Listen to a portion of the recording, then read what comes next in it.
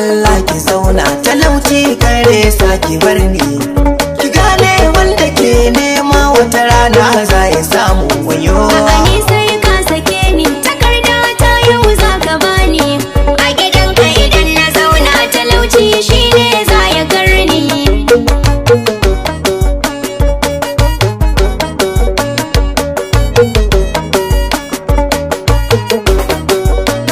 Na gaji da gafara sabon ga kawo baka sallame ni. A gidanka ba za na zauna ba, roman bakanka ya ishe ni. Har ce mun kake in kai kudi maka za ka kai ni. Na duba ban ga hanyar da za kai kudi ba, kawai ka bar ni. A gaji ka sallame ni.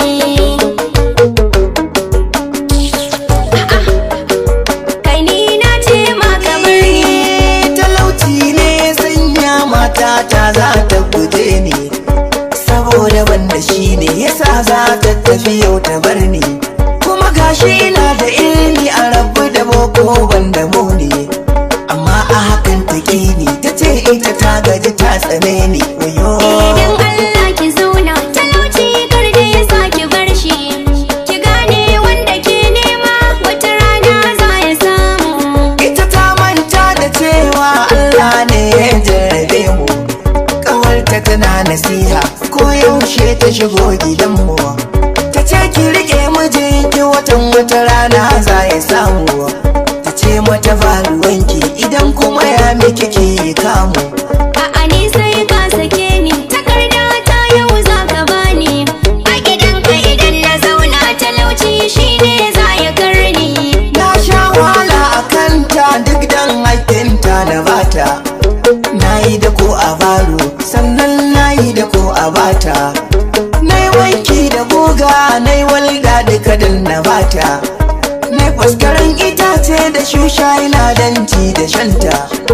Na yi gadi a kanta na yi wankin mashin da mota. An ɗora siminti a kaina duk domin ta huta, amma ta manta dukkan abin da nake mata yau ta gini.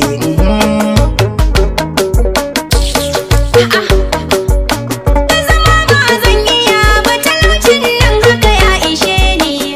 Wata rana ina gida sai na samu wasiƙa gun ƙawarta. Ta ce ita za ta zauna da ni har ƙarshen rayuwarta. A take abun na yarda don na yaba da hankalinta. Akai auren mu yau gashi na yi gida da kuɗi da mota.